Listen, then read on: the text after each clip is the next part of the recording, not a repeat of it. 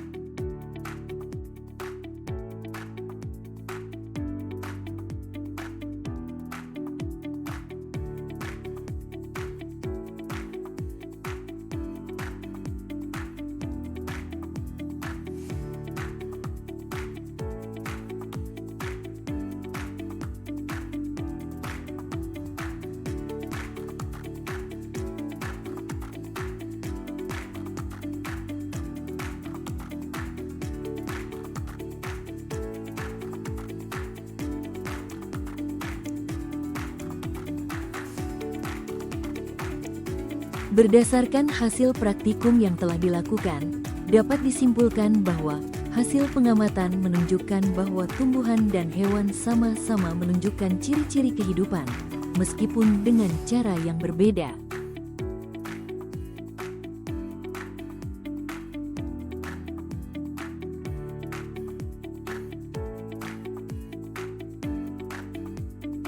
Selanjutnya, yang ketiga, respirasi pada makhluk hidup. Tujuannya yaitu membuktikan bahwa respirasi memerlukan udara, oksigen, membuktikan bahwa respirasi menghasilkan karbon dioksida.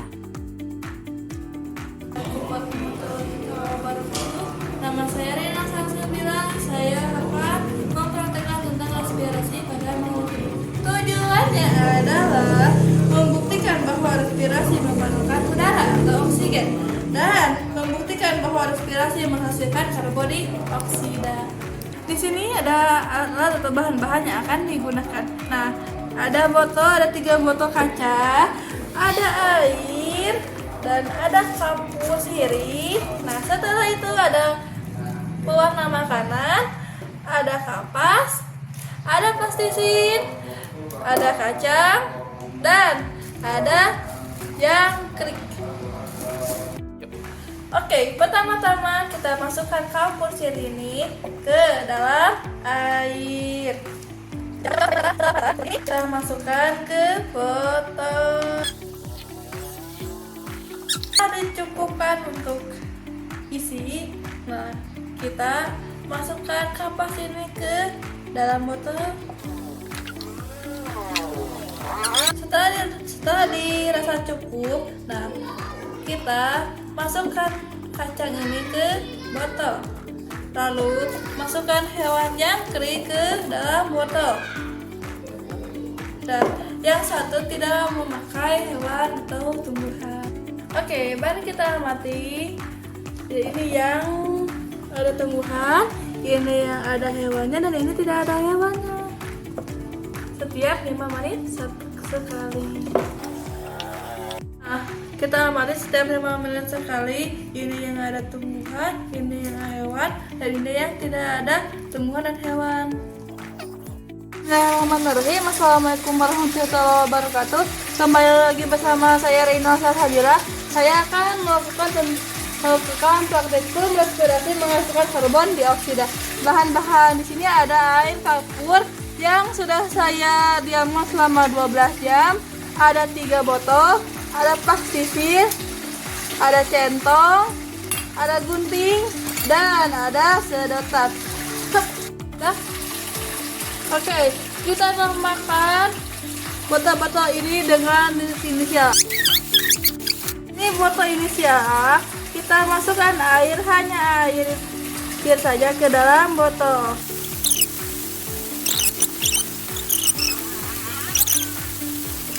Di sini ada pastisir dan ada gunting. Kita ukur ini panjang sampai sini kita.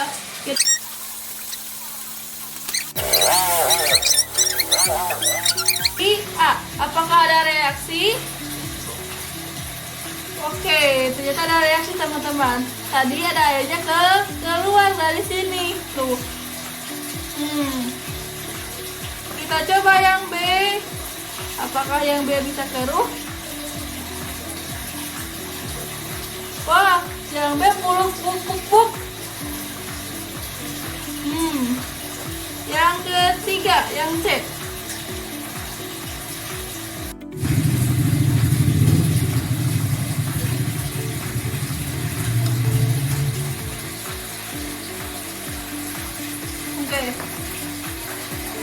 Oke, kesimpulannya adalah botol T terlihat sangat keruh sekali ya teman-teman. Sedangkan botol A masih agak sedikit keruh tapi masih agak bening. Samaannya dengan botol A bening. Terima kasih.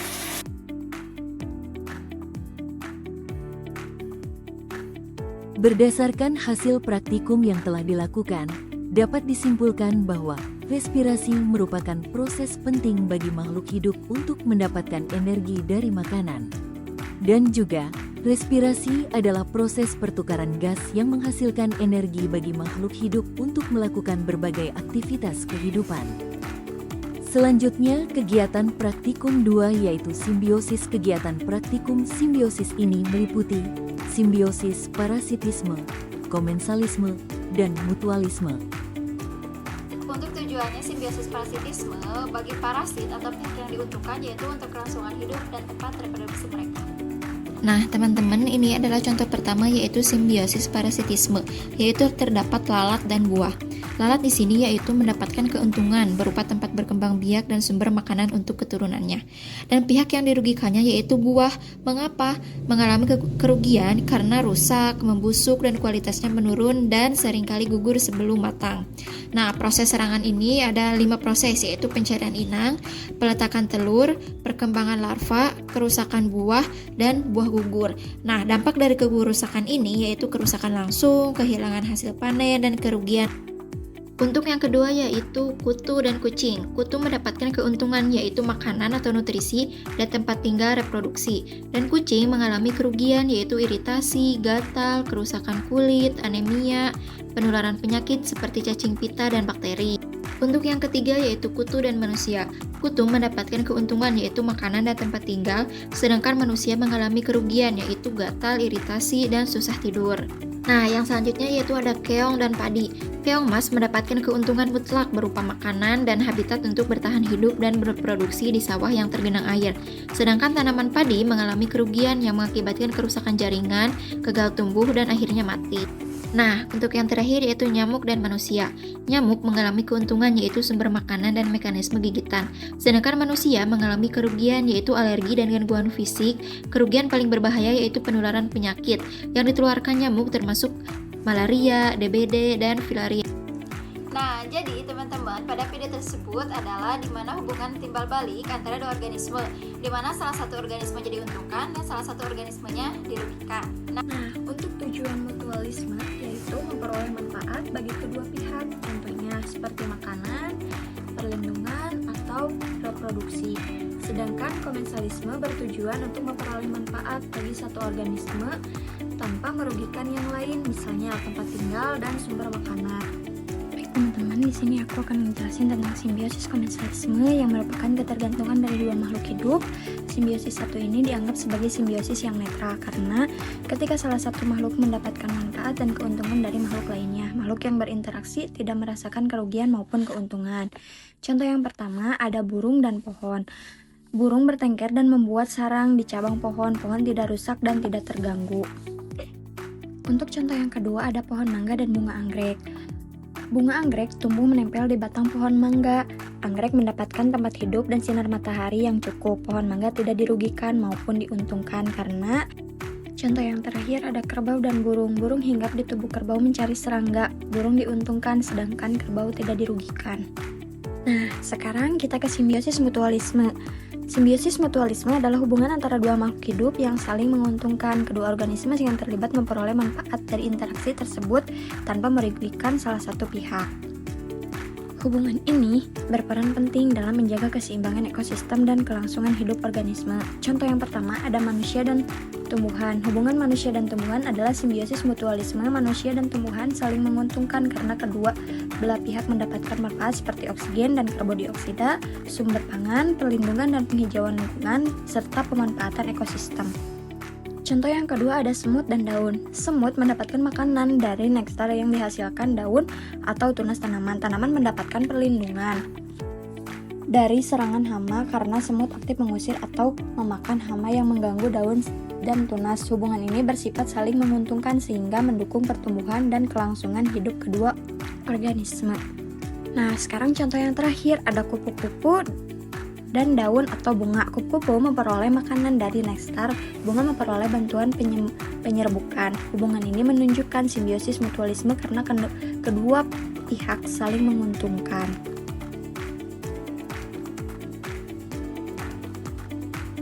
Untuk kesimpulannya, mutualisme saling menguntungkan, sedangkan komensalisme menguntungkan satu pihak tanpa merugikan pihak lain. Terima kasih. Selanjutnya kegiatan praktikum 3 tentang pertumbuhan, perkembangan, dan perkembangbiakan makhluk hidup. Baik, di sini saya Atep Aris Mukmin akan mempraktikkan praktikum kegiatan 3 yaitu pertumbuhan, perkembangan, dan perkembangbiakan makhluk hidup, di mana di kegiatan praktikum 3 ini meliputi yang pertama pertumbuhan dan perkembangan tumbuhan, yaitu saya akan memperagakan dengan kacang merah, dan yang kedua itu pertumbuhan dan perkembangbiakan hewan. Di sini juga saya juga akan memperagakan dengan hewannya yaitu lalat buah. Selanjutnya yang ketiga itu pertumbuhan tumbuhan, di mana nanti Pak Awan akan menjelaskan, yaitu tumbuhan meliputi yang pertama struktur bunga, terus yang kedua itu vegetatif alami atau perkembangan vegetatif alami, yang ketiga vegetatif buatan, di mana vegetatif buatan itu ada cara menempel, cara menyambung, dan cara mencangkok. Saya akan mempraktekkan pertumbuhan dan perkembangbiakan tumbuhan pada biji kacang merah.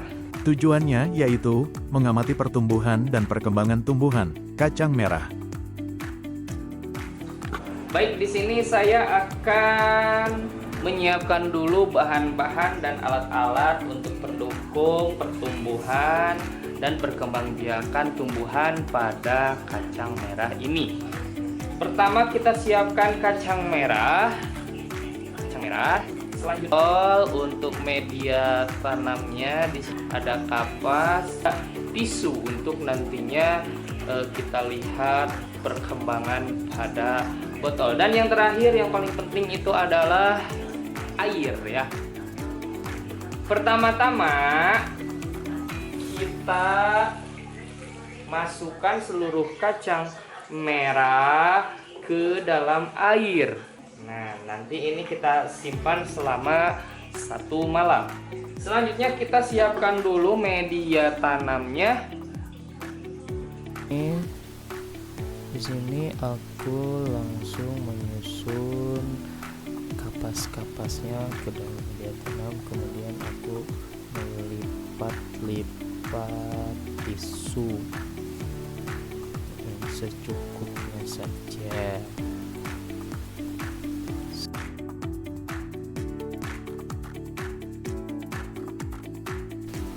Nah, ini hari pertama setelah kacang merah direndam lalu dimasukkan ke media.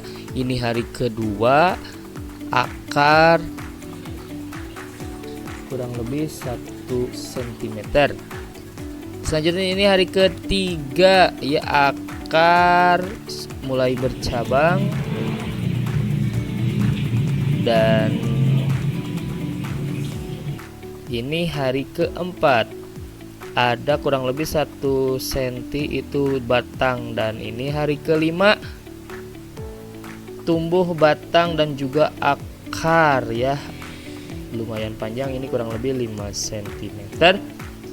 Dan ini hari ke-6 mulailah tinggi batang hampir 2 kali lipat, dan hari ke-7 terdapat juga daun di atasnya, dan ini hari ke-8 mulai tinggi daunnya.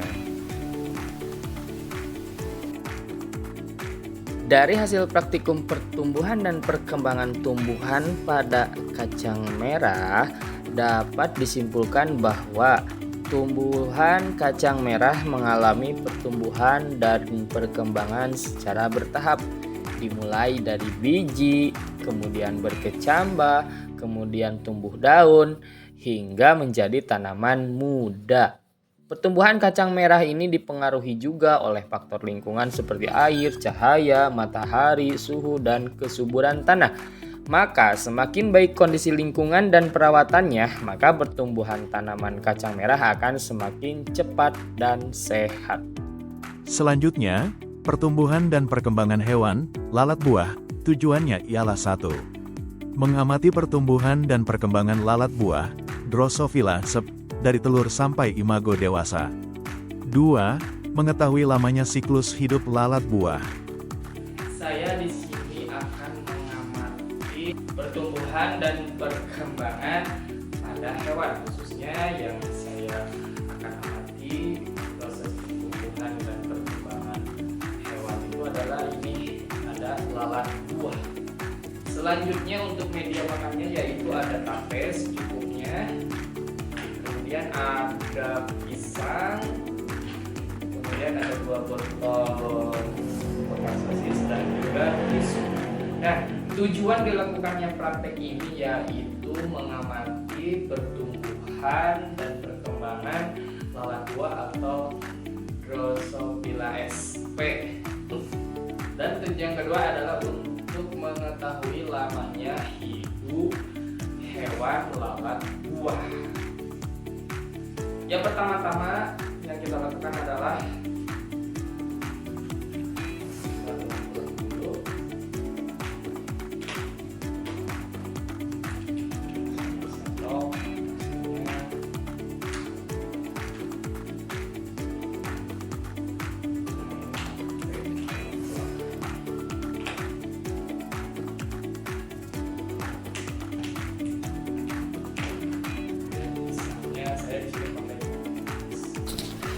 Nah, setelah kita menghaluskan tape dengan sendok, aku menghaluskan juga pisang ya, dan dicampurkan pisang dengan tape tersebut. Lalu kemudian aku tata rapi ke masing-masing botol atau keler yang sudah saya sediakan. Lalu biar kelihatan pertumbuhan larva dan imagonya, aku masukkan kapas atau tisu ya. Nah, ini sudah kita masukkan lalat buahnya, bisa dilihat. Ini saya ada 2 botol, takutnya yang 1 botol itu mati. Ini hari pertama sudah ada larva. Nah, ini larva. Ini hari kedua sudah ada juga tuh yang itu ada imago juga ya. Ternyata di hari kedua sudah ada imago. Nah, itu lalat buah dewasanya. Ini saya putar. Nah, itu. Kemudian ini di hari ketiga nampak beberapa lalat buah sudah ada yang mati dan juga larvanya makin bertambah banyak.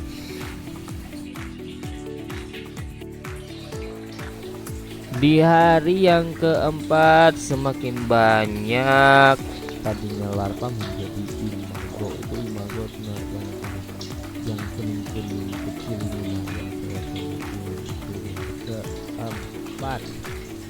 Selanjutnya di hari kelima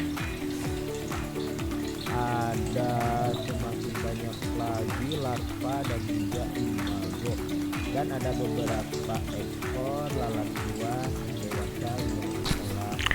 Di hari ke-6 ini semakin banyak larva yang menjadi imago. Ini di hari ke-7 juga semakin tambah banyak dan banyak ya. Selanjutnya di hari ke-8, tisunya sudah habis dimakan oleh larva tersebut.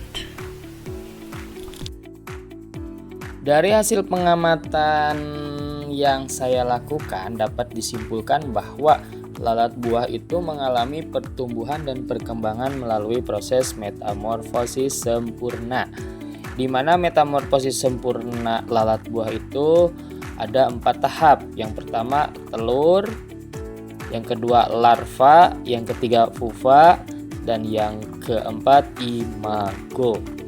Setiap tahap menunjukkan perubahan bentuk dan fungsi tubuh yang jelas. Perkembangan lalat buah dipengaruhi juga oleh faktor lingkungan seperti suhu, kelembapan, dan ketersediaan makanan. Semakin sesuai kondisi lingkungannya, maka proses metamorfosis berlangsung lebih cepat dan sempurna.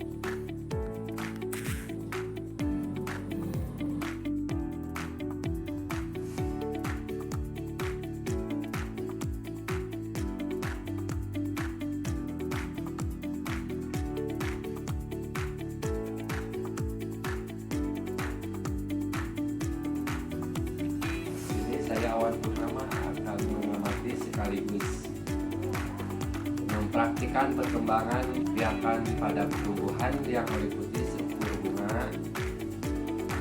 Selanjutnya perkembangan vegetatif alami dan perkembangan vegetatif buatan. Ini mengamati bunga adenium.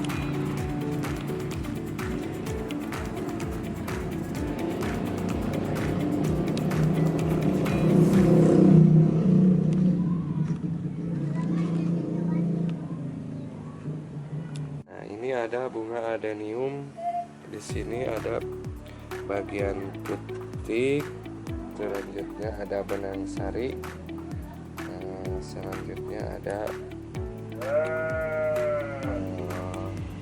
resep hasil untuk berkembang biakan.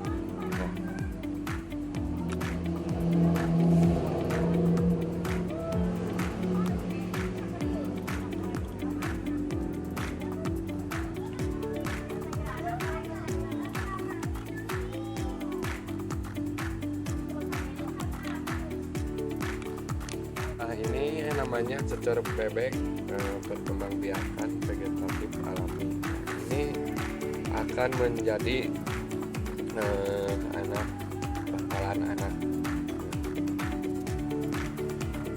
Selanjutnya ini vegetatif alami, ini ada anak pisang.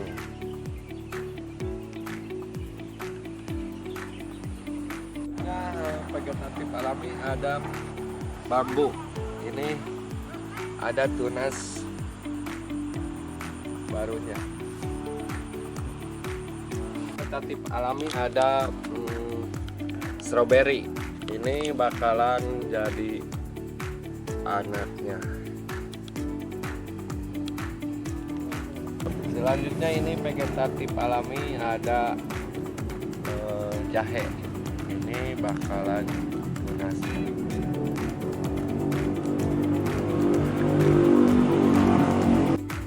Nah, di sini ada vegetatif buatan, yaitu akan melakukan cakupan menempel dan di sini ada alat seperti cutter, terus ini gunting potong, sama ini bawang merah untuk merangsang pertumbuhan akar. Lalu ini ada kantong plastik sama tali rapiak. Proses ekulasi.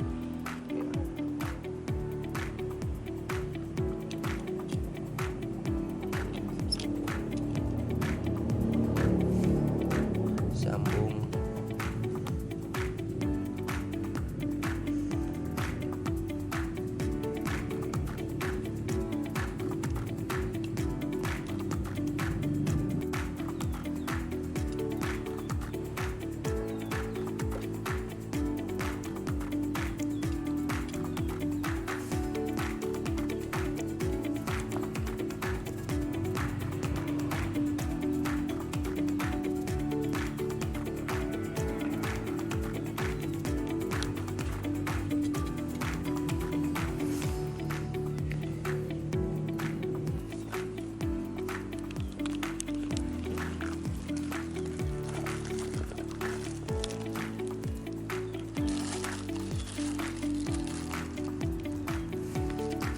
Ya, selanjutnya ini ada menyambung, ada pohon mangga.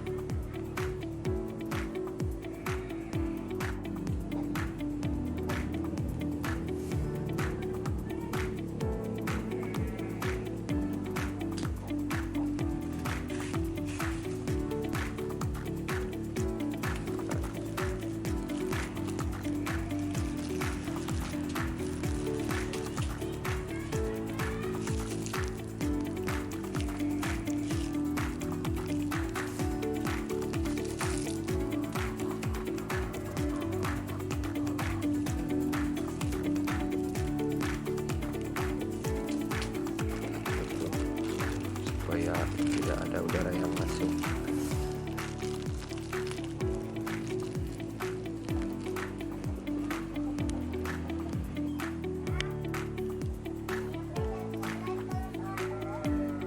Ini ada pohon kimeng yang akan saya cangkok.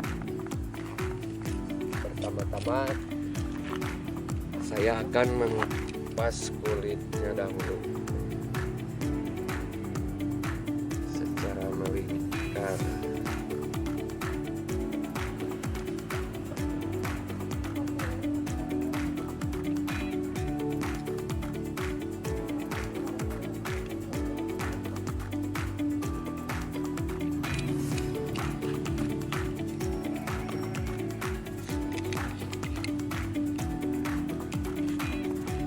Ya, selanjutnya kita oles bawang merah untuk merangsang pertumbuhan akar dari pohon beringin kimeng ini.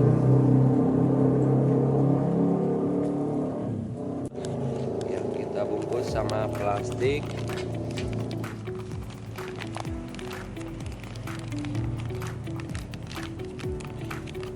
Kita berikan ini sekam bakar.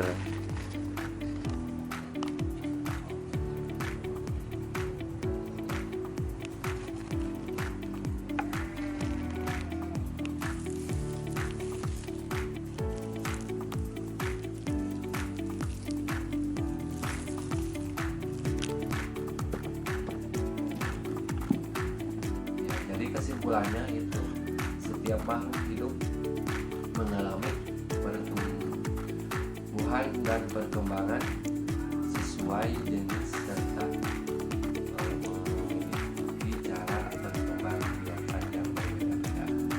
Terima kasih. Demikian praktikum IPA yang telah kami laksanakan yang meliputi pengamatan ciri-ciri makhluk hidup, simbiosis.